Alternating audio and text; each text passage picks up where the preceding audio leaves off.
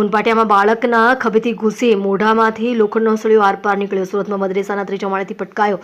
બચવાના 20% પણ ચાન્સ ન હતા. 3 કલાક સર્જરી કરીને જીવ બચાવ્યો. 11 વર્ષીય નજીસ મોહમ્મદ ત્રીજા માળેથી પડતા બીજા માળે કન્સ્ટ્રક્શન સાઇટ પર રહેલા લોખંડના સળિયામાં ફસાઈ ગયો હતો. આ લોખંડનો સળિયો તેના ગળાના પાછળના ભાગમાંથી આરપાર ઘૂસીને મોં સુધી પહોંચી ગયો હતો. સ્થળ પરથી સળિયો કાપીને બાળકને ગળામાં સળિયા સાથે જ અત્યંત ગંભીર હાલતમાં સિવિલ હોસ્પિટલ ખસેડવામાં આવ્યો હતો.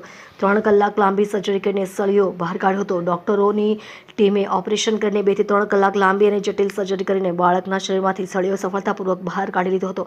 હાલ બાળકને આઈસીયુ વોર્ડમાં દાખલ કરવામાં આવ્યો છે અને હાલ સ્થિતિ સ્થિર તેમજ ભયમુક્ત છે. જ્યારે બાળકના મામાએ કહ્યું કે ડર ઘણો લાગતો હતો. એવું લાગી રહ્યું હતું કે બચવાના 20% પણ ચાન્સ ન હતા. જોઈને ખૂબ જ ગભરામણ થતી હતી. વરસાદી પાણીમાં પગ લપસતા બાળક ઉપરથી નીચે પટકાયો. ઓન વિસ્તારમાં તિરુપતિનગર નજીક આવેલા મહેમુદિયા મદ્રેસામાં અભ્યાસ કરતો 11 વર્ષીય નાવિદ મદ્રેસાની બિલ્ડિંગની છત પર રમી રહ્યો હતો. દરમિયાન બાજુમાં એક મકાનનું કન્સ્ટ્રક્શન કામ ચાલી રહ્યું હતું. છત પર વરસાદી પાણી ભરાયેલું હોવાના કારણે તેનો પગ લપસી ગયો અને સીધો જ બાજુની બાંધકામ સાઇડ ઉપર પટકાયો હતો, જ્યાં ઊભા રહેલા લોખંડના પિલરનો સળિયો તેના શરીરમાં અંદર ઘૂસીને આરપાર નીકળી ગયો હતો. બાળકનો પરિવાર વતનમાં રહે છે અને તેઓ અત્યંત ગરીબ સ્થિતિમાં હોવાથી ગામડે શિક્ષણનો ખર્ચ ઉઠાવી શકવામાં સક્ષમ ન હતા. મદ્રેસામાં મફત શિક્ષણ મળતું હોવાના કારણે તેના મામા બાળકને ભણાવવા માટે અહીં સાથે લઈને આવ્યા હતા. દરમિયાન આ ઘટના બની હતી.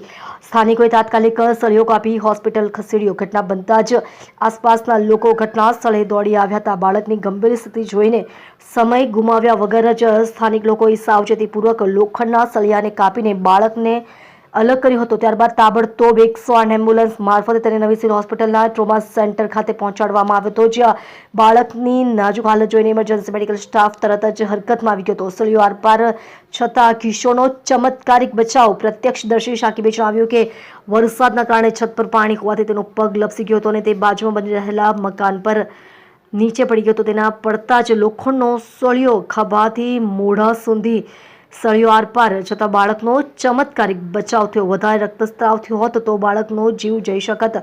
ઓપરેશન બાદ હાલ બાળકને સ્ટેબલ રાખવા માટે વેન્ટિલેટર સપોર્ટ પર રાખવામાં આવ્યું છે.